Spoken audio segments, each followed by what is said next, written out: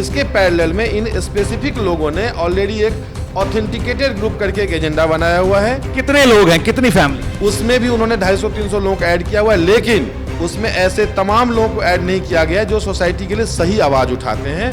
उनको इसीलिए नहीं किया गया है क्योंकि उन लोगों के द्वारा सोसाइटी में इलीगल स्टेयर्स बनाए गए हैं, जो बाहर से रास्ता बनाया गया है, उस पर हम आवाज़ उठा देंगे। उनके फ्लैट में कुछ लोग, उन्हीं लोगों के ग्रुप में कुछ के फ्लैट में लिंटर कटिंग हुई पड़ी है, बाहर से मार्केट्स अभी हम आपको दिखाएंगे, और अथॉरिटी का ग्रेटर नोएडा अथॉरिटी का इन्वेस्टिगेशन रिपोर्ट भी दिखाएंगे, जिसके ऊपर इन लोगों को बार बार नोटिस आया कि इस लिंटर को कटिंग को बंद कीजिए, इस सीढ़ी को तोड़िए, ये इलीगल सीढ़ी है। लेकिन हम लोग उस ग्रुप पे क्यों नहीं रखा? उन्होंने एजेंडा ग्रुप बनाया क्योंकि हम लोग उसमें बात रखते हैं। नमस्कार, मेरा नाम अफी हिंदुस्तानी है और आप देख रहे हैं नाउ नोएडा। फोन लगाओ और घंटी बजाओ। व्हाइट ऑर्किड सोसाइटी से कल एक प्रोग्राम मैंने आपको दिखाया था, जहां पर लोगों की शिकायत थी कि एओ के प्रेसिडेंट या फिर वहां के बाकी अधिकारी जो हैं, पदाधिकारी, वो लोगों का शोषण कर रहे हैं। फोन लगातार बजते रहे, लोगों की शिकायतें आती रही, लेकिन आज मैं फिर से उसी सोसाइटी में पहुंचा हूं क्योंकि एओ की तरफ से क्या पक्ष रखा जा रहा है या फिर वहां के बाकी लोग क्या चाहते हैं, किस तरह से वो इस पूरे मामले को देखते हैं, उनका भी पक्ष जानना जरूरी है। सवाल तो हम पे बहुत सारे उठते रहते हैं, लेकिन हम सवालों से घबराते नहीं और मुकदमों से भी नहीं घबराते हैं, ये बात कहना जरूरी है। शुरुआत अध्यक्ष साहब से करेंगे, प्रेसिडेंट साहब से करेंगे और पूछेंगे कि क्या मामला। भैया, क्या नाम है आपका, किस पद पे हैं आप, पहले ये बताइए। अजय रोहिला, प्रेसिडेंट जी। कल मेरे चैनल पे एक खबर चली और उस खबर को देख के आपको आपत्ति हुई और आपत्ति ज्यादा हुई। क्या आपत्ति है, क्या है पूरा मामला? दोनों साइड की बातें सुन रहे हैं, बात डालना चाहिए जो भी है। ठीक है, अब डाल देते हैं। हाँ बिल्कुल, बताइए बताइए। जो भी सब ये आरोप है निराधार है। अच्छा, और मैं इससे पूरी तरह डिसएग्री हूँ। और हमारी सोसाइटी जैसे यूपी अपार्टमेंट एक्ट के तहत चल रही है, उसके सारे नियमों का पालन हो रहा है। जैसा कि क्वेश्चन आपने, अब आप खड़े होइए सर जरा 2 मिनट के लिए।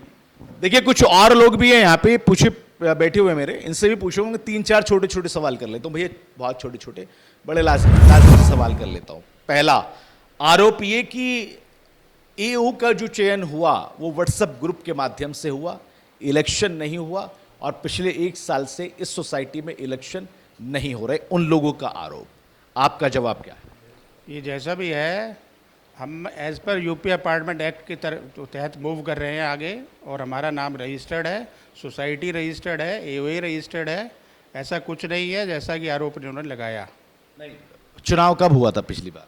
चुनाव अक्टूबर में हुआ था। व्हाट्सएप से हुआ क्या? नहीं, जैसे प्रक्रिया है वैसे हुआ। ठीक है, आप उसका मुझे कोई वो दे देंगे प्रूफ, ठीक है? ज़्यादा प्रकाश डालेंगे इस पर। दूसरा सवाल, पार्क में ताला लगा हुआ मिला, उनका आरोप कि यहाँ पे पार्कों में ताला लगा दिया जाता है ताकि उनके बच्चे वहाँ पर न खेल पाएं।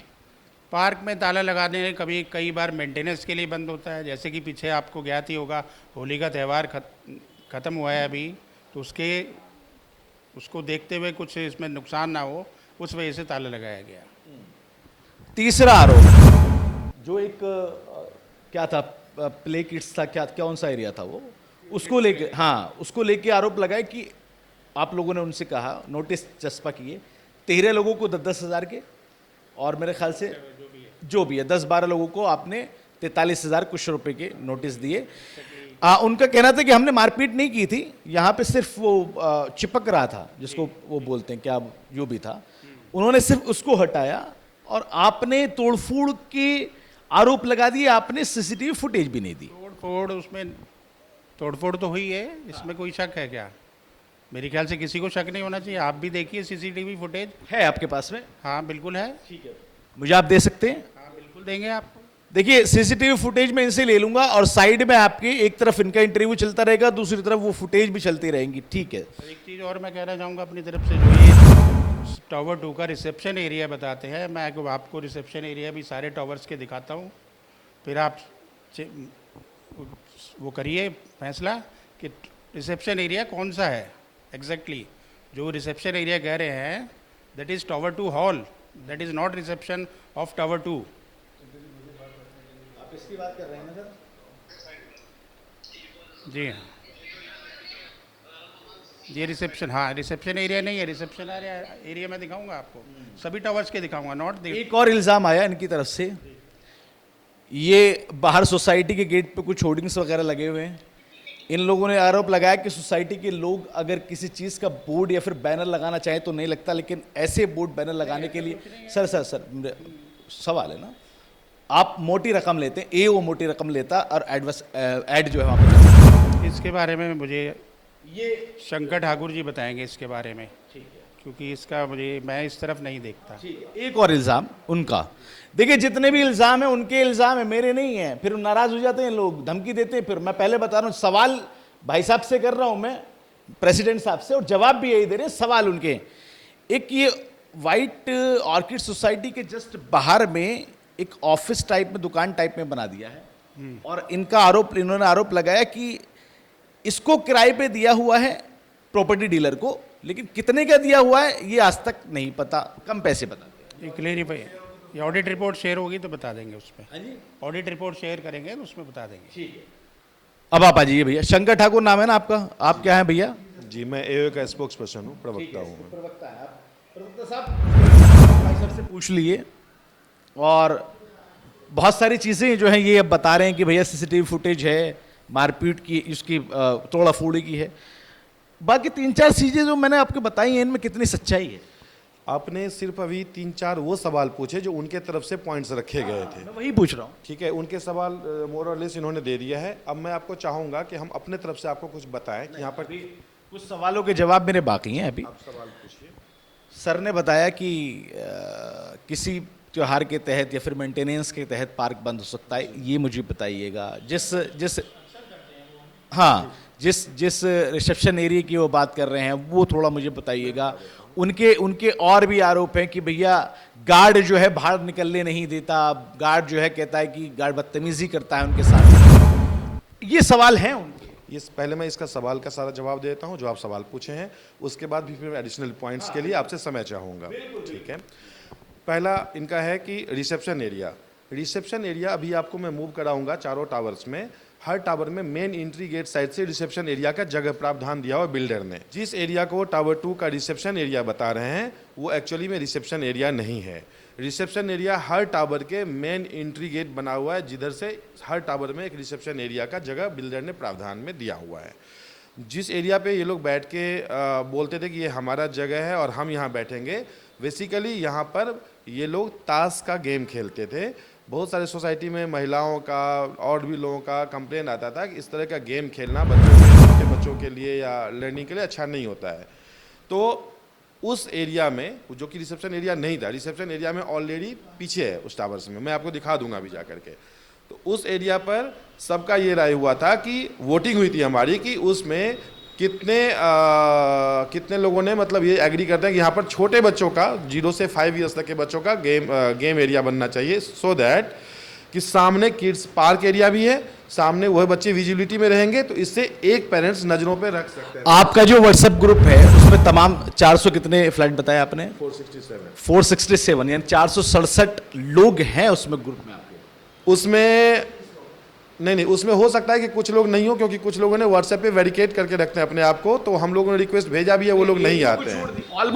ऑलमोस्ट है। उनका एक और इल्जाम था कि व्हाट्सएप ग्रुप पे आप सिर्फ आपके माफक लोगों को ऐड करते हैं और उन्हीं से राय ले रहे हैं। देखिए, इसमें मैं एक चीज़ और बताना चाहूँगा कि हमने यहाँ पर सारे लोगों को ऐड किया हुआ है। जो लोग ऐड होना चाहते हैं, जो नहीं होना चाहते उनको तो हम नहीं बोल सकते कुछ भी, लेकिन इसके पैरेलल में इन स्पेसिफिक लोगों ने ऑलरेडी एक ऑथेंटिकेटेड ग्रुप करके एक एजेंडा बनाया हुआ है। कितने लोग हैं, कितनी फैमिली है? उसमें भी उन्होंने 250-300 लोगों को ऐड किया हुआ है, लेकिन उसमें ऐसे तमाम लोगों को ऐड नहीं किया गया है जो सोसाइटी के लिए सही आवाज़ उठाते हैं। उनको इसीलिए नहीं किया गया है क्योंकि उन लोगों के द्वारा सोसाइटी में इलीगल स्टेयर्स बनाए गए हैं, जो बाहर से रास्ता बनाया गया है, उस पर हम आवाज़ उठा देंगे। उनके फ्लैट में कुछ लोग, उन्हीं लोगों के ग्रुप में कुछ के फ्लैट में लिंटर कटिंग हुई पड़ी है, बाहर से मार्केट्स अभी हम आपको दिखाएंगे, और अथॉरिटी का ग्रेटर नोएडा अथॉरिटी का इन्वेस्टिगेशन रिपोर्ट भी दिखाएंगे, जिसके ऊपर इन लोगों को बार बार नोटिस आया कि इस लिंटर को कटिंग को बंद कीजिए, इस सीढ़ी को तोड़िए, ये इलीगल सीढ़ी है। लेकिन हम लोग उस ग्रुप पे क्यों नहीं रखा? उन्होंने एजेंडा ग्रुप बनाया क्योंकि हम लोग उसमें बात रखते हैं। ये लोग जो आज खिसियानी बिल्ली खंभा नोची की तरह एक्टिंग कर रहे हैं, क्यों? क्योंकि इन लोगों का हर जगह इलीगल इन्वॉल्वमेंट है, बिल्डर के साथ लाइजनिंग है, और सबका प्रूफ दूंगा आपको।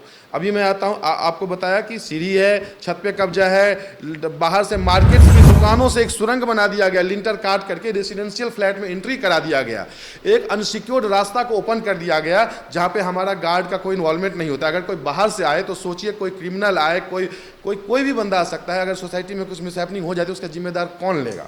ठीक है, एक और इल्जाम मैं धीरे धीरे, क्योंकि आप जो बात आप कहना चाह रहे हैं मैं सारी आपकी दिखा रहा हूं। नहीं, आपने इल्जाम लिखा था उस पर मैं प्रॉपर आंसर नहीं कर पाया। तो जो 5 साल तक के बच्चे का किड्स एरिया बना था उस पे वो कुछ लोगों ने मीटिंग कॉल की, वही फ्यू सेट ऑफ पीपल जो है मीटिंग कॉल करके पूरे भीड़ इकट्ठा किए, और भीड़ इकट्ठा करके वहाँ पर हो हल्लाबाजी की, गाली गलौज शुरू हो गया, और उसके बाद वहाँ पर तहस नहस करके सारी चीज़ों को तोड़ दिया गया। उसके बाद मारपीट भी किया उन लोगों ने खुद वहाँ पर उस बच्चे के किड्स एरिया को तोड़ने के लिए, जिस एरिया को रिसेप्शन एरिया बना के अपना अधिकार जताना चाहते। मारपीट किसने की? मारपीट में वहाँ पर 2 लोग हैं, एक राहुल सहगल हैं, सौरभ गुप्ता है, और भी वहाँ पर कुछ लोग खड़े थे। लेकिन जो मारपीट करते हुए वीडियो में सीसीटीवी फुटेज में पाए गए हैं, कैमरे के वीडियो में, वो वही 2 लोग हैं। एक भी सवाल जो आए हैं वो सारे उनकी तरफ से, मेरी तरफ से कुछ नहीं है, जवाब इनकी तरफ से है। सवाल भी दिखा रहा हूं, जवाब भी दिखा रहा हूं, आपकी फुटेज भी दिखाऊंगा अगर आप मुझे अवेलेबल कराएंगे तो। एक और सवाल मैं अपनी तरफ से पूछ रहा हूं, उनका भी इल्जाम था, मैंने भी इसमें कुछ जोड़ा। वो कहते हैं कि अगर आप किसी बात को लेकर वो आवाज उठाते हैं तो आप नोटिस दे देते हैं। 43 हज़ार के नोटिस दिए आपने, 10,000 रुपए के नोटिस दिए, और उन्होंने कल मुझसे कहा कि आप मेरी कवरेज करने के लिए आए, हमारी कवरेज आपने की तो फिर हमें नोटिस मिलेंगे। जी, 2024 में 2024 फरवरी में नहीं 2024 फरवरी में 8 फरवरी को हम लोग सोसाइटी में मेंटेनेंस हमारे पास आया ऑपरेट करने के लिए, क्योंकि बिल्डर उस टाइम पर सारे सिस्टम को बंद करके भाग गया था, बाउंसर रख दिए थे, हम लोगों को पूरे दिन सारी एंट्री बंद कर दी थी। तो लोगों का रिक्वेस्ट पे ये सामने आई कि जब ये छोड़ के भाग गया तो अब तो हमें उठाना पड़ेगा यहाँ का रिस्पॉन्सिबिलिटी। और हमारा जो बायलॉज कहता है सेक्शन 14(5) के अंदर कि जैसे ही रजिस्टर्ड होती है विद इन इमीडिएट इफेक्ट आपकी मेंटेनेंस की रिस्पॉन्सिबिलिटी एसोसिएशन की हो जाती है। उस टाइम से लेकर के आज तक हम लोगों ने इनके ऊपर कोई भी इस तरह के फाइन चार्ज नहीं किए, जबकि ये लोग बार बार डिप्टी रजिस्ट्रार ऑफिस भागते रहे, बार बार कंप्लेन करते रहे। देखिए, कंप्लेन करना इनका अधिकार है, कंप्लेन करना, ऑब्जेक्शन करना सबका अधिकार है, मेरा भी अधिकार है, उनका भी अधिकार है, जाते रहें करते रहें, कोई दिक्कत नहीं है। लेकिन मैं बता रहा हूँ कि उसके बाद नोटिस क्यों गई, क्योंकि जब इन्होंने, अब ये इलेक्शन की जो बात करते हैं कि इलेक्शन नहीं करवाया गया, इलेक्शन में ये 8 लोग नॉमिनेशन से वापस लेके भाग गए थे 2023 में, जब इलेक्शन होने को आई कि अब ये फाइनल आज नॉमिनेशन कट ऑफ होगा और उसके बाद इलेक्शन होगा, बैलेट पेपर प्रिंट होगा फाइनल नॉमिनेशन के साथ में। तो इन 8 लोगों ने नॉमिनेशन लेके भाग गए। क्यों? क्योंकि ना नॉमिनेशन रहेगा ना इलेक्शन होगी। लेकिन सिस्टम ये कहता है कि अगर आपकी मैक्सिमम 10 लोग अलाउ हैं एओए में और 10 ही लोग कैंडिडेट हैं तो फिर वोटिंग का कोई मतलब नहीं बन जाता, बाय डिफ़ॉल्ट 10 लोग डिक्लेयर्ड होंगे। और वही हुआ, और हम लोग डिप्टी रजिस्ट्रार ऑफिस गए, वहाँ पे सारी डॉक्यूमेंटेशन हुई, इनके तरफ से ऑब्जेक्शन लगा कि यहाँ पर इलेक्शन नहीं हुआ। तो भाई साहब, जब इलेक्शन नहीं हुआ तो आपने नॉमिनेशन वापस लेके भाग गए, तभी तो इलेक्शन नहीं हुआ। ठीक है। और जो हमारा सिस्टम कहता है कि आपका एसोसिएशन बन गया, उसके बाद जब डिप्टी रजिस्ट्रार में फाइलिंग हुई, इन्होंने ऑब्जेक्शंस लगाया। 6 महीने तक डिप्टी रजिस्ट्रार ने सारा इवैल्यूएट करते रहे, दोनों पक्षों से डॉक्यूमेंट्स मांगते रहे, मीटिंग करते रहे। बाद में उन्होंने इसको रजिस्टर्ड कर दिया। ठीक है। रजिस्टर्ड करने के बाद मैं दोबारा उस पॉइंट्स को हाईलाइट करता हूं जो उन्होंने बताया, जिसके वजह पे लोगों को गुमराह करते हैं कि 4 महीने का आपको टाइम दिया गया। एक्चुअली में जब एसोसिएशन रजिस्टर्ड हुआ तो हम लोगों को 4 महीने का कुछ पता ही नहीं था। यहाँ पे हम लोग को सर्टिफिकेट मिल गई, 5 ईयर्स के लिए एसोसिएशन रजिस्टर्ड हो गया। उसके बाद एक आदेश की कॉपी आती है बिल्डर के द्वारा हमारे ईमेल पे कि इसमें 4 महीने का आपको इलेक्शन किया गया। फिर बाद में हमें स्पीड पोस्ट भी वो लेटर आता है, तो उसमें लिखा हुआ था कि 4 मंथ में इलेक्शन करना है। हमने उनको पूछा, लेटर भी दिया, मीटिंग भी किया डिप्टी रजिस्ट्रार से, जिसका ये दर्द दिखाते हैं और बोलते हैं कि इलेक्शन, तो एक तो पहले इलेक्शन नहीं किए, नॉमिनेशन लेके भाग गए, दूसरी बात ऑब्जेक्शन भी कर दिए। ऑब्जेक्शन करने के बाद जब डिप्टी रजिस्ट्रार ने पाया कि सब कुछ सही है, तब उन्होंने रजिस्टर्ड भी कर दिया एसोसिएशन को। उसके बाद हम लोगों ने आरटीआई डाला उसको डिप्टी रजिस्ट्रार को कि क्या ये एसोसिएशन आपकी रजिस्टर्ड जो की है वो वैलिड है कि नहीं है। उन्होंने फिर से आरटीआई का जवाब दिया कि जो भी रजिस्ट्रेशन हुआ है वो बिल्कुल वैध है और उसके सभी जो पदाधिकारियों सभी कार्य करने के लिए वैध है। हमारे पास वो आरटीआई का जवाब भी है, वो भी आपको दे दूंगा। इसके बाद इन लोगों ने क्या किया, झूठ मूठ की सारी कहानी बनाते वहाँ पर वो अपना कैंसिलेशन में लगे रहे। अब जो फाइन की बात आपने रखी ना, मैं उधर की तरफ ला रहा हूँ। उसके बाद डिप्टी रजिस्ट्रार से बार बार जाते इन लोगों ने सारी उल्टे सीधे तथ्य रखते गए। डिप्टी रजिस्ट्रार ने हम लोगों को मीटिंग में बुलाया, हमने सारी बातें रखी, अपने लेटर रखे, सारे पक्ष रखे, उनको बोला भी कि जिस एसोसिएशन की आप बात कर रहे हैं वो आपने ही 6 महीने इवेल्युएट करके रजिस्टर्ड किया, एक दिन में रजिस्टर्ड नहीं कर दिया, 6 महीने आपने टाइम लिया है, तो सारी चीज़ आपने देखी है। उसके बाद भी डिप्टी रजिस्ट्रार ने किस तरीके से, क्यों, बट गलत तरीके से इनके इन्फ्लुएंस में आकर के एसोसिएशन को कैंसिल कर दिया। ठीक है, एसोसिएशन को कैंसिलेशन कौन करवा रहा था? बिल्डर के तरफ से राकेश शर्मा, और यहीं पे वो जो फ्यू सेट ऑफ रेसिडेंट्स हैं। आप भी सर मीडिया से हैं, मैं भी एक रेसिडेंट्स हूँ, इतना तो सबको पता है कि अगर एक बिल्डर भी जाता है एसोसिएशन को कैंसिल करने के लिए और कुछ रेसिडेंट्स भी जाता है एसोसिएशन को कैंसिल करने के लिए, मतलब दोनों का एजेंडा सेम है, यानी दोनों एक तरीके के लोग हैं। ठीक है, तो उन्होंने कैंसिल कर दिया जब इलीगल कैंसिलेशन। फिर हम लोग डिप्टी रजिस्ट्रार से बात किए, सारी चीज़ें पक्ष रखी, उसके बाद हम लोग हाई कोर्ट भी पहुंचे। हाई कोर्ट ने इनके ऑर्डर को कैंसिल कर दिया। इनके ऑर्डर जो था वो गलत था डिप्टी रजिस्ट्रार का, उसको कैंसिल कर दिया और एओए वापस लाइव हो गई।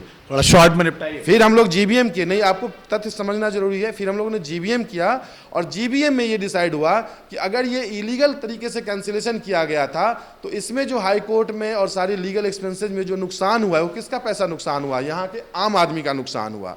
ये आम आदमी इस तरीके नुकसान के पैसा के लिए क्यों भरे?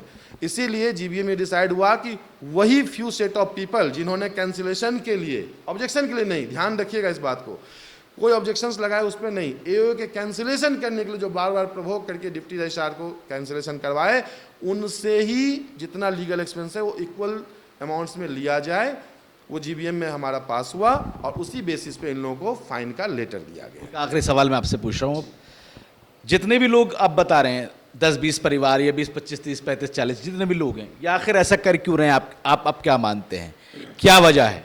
मैं इसमें मानता हूं कि कहीं ना कहीं डायरेक्टली या इनडायरेक्टली बिल्डर के रहने से उनको कुछ ना कुछ बेनिफिट्स हो रहा होगा। देखिए, हो रहा होगा, मैं बोल रहा हूं, क्योंकि कोई भी रेसिडेंट्स चाहता है कि सोसाइटी में हमारी फैमिली रहती है तो अच्छे से रहे, अच्छी लिफ्ट्स का सुविधा हो, अच्छी पार्क हो, अच्छी बूम बैरियर हो। बिल्डर के समय पर आप आते तो लगता कि राजस्थान का रेगिस्तान है जहाँ पे धूल उड़ रही है, न कोई पार्क है, न कोई किड्स एरिया का लोहे के सरिये निकले हुए हैं, न मैट्स हैं, स्विमिंग पूल नहीं है, बूम बैरियर नहीं है। लिफ्ट को एक ऐसे लोकल थर्ड पार्टी वेंडर से मेंटेन करवाया जा रहा था जिसका जीएसटी तक रजिस्टर्ड नहीं था, और जब हम लोगों ने कमिश्नर को कंप्लेन किया उसके बाद यहाँ पर जीएसटी रजिस्टर्ड किया गया था। कर क्यों रहे हैं, थोड़ा बताइए।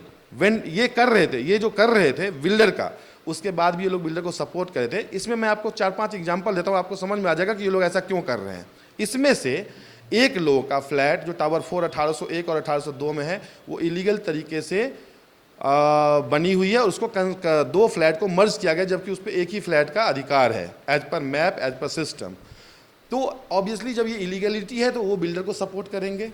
ठीक है, दूसरा, उसमें से कुछ लोगों का टावर 2 फ्लैट नंबर 101 और 102 पे इलीगल तरीके से मर्ज कर दिया गया है और कॉमन छत को कब्जा कर दिया गया है, बाहर से सीढ़ी को अपने आप सीधे तौर पे मतलब ये कहने की कोशिश कर रहे हैं कि ये तमाम लोग जो हैं अपने पर्सनल बेनिफिट के लिए और बिल्डर के रुआब में आगे कर रहे हैं। ठीक है, एक आखिरी सवाल कर लेता हूं, बहुत छोटा सवाल जवाब देना। जितने भी एलिगेशन कल इन्होंने लगाए हैं वो सही हैं या गलत? बिल्कुल शॉर्ट में आधार, बिल्कुल गलत, और हमारे पास सब चीजों के प्रूफ हैं। जो मैं जितना देर बोला हूं ना, और अभी भी मेरे पास 1 घंटे में मैं आपको 50 चीजें बोल सकता हूं जिससे 50 चीजों के प्रूफ है हमारे पास। ये लोग गलत हैं और सोसाइटी के लिए अनसोशल एलिमेंट की तरह काम कर रहे हैं। प्रेसिडेंट साहब और स्पोक पर्सन साहब ने अपनी बात रखी है, कोई और तुम में से अगर बात रखना चाहता शॉर्ट अंदाज में तो प्लीज रख दीजिएगा क्योंकि बहुत लेंथ हो रही है। बताइए, क्या नाम है आपका? मेरा नाम ऐश्वर्य प्रकाश पांडे है। बताइए। मैं एओ में मेंबर हूं अभी। ठीक है।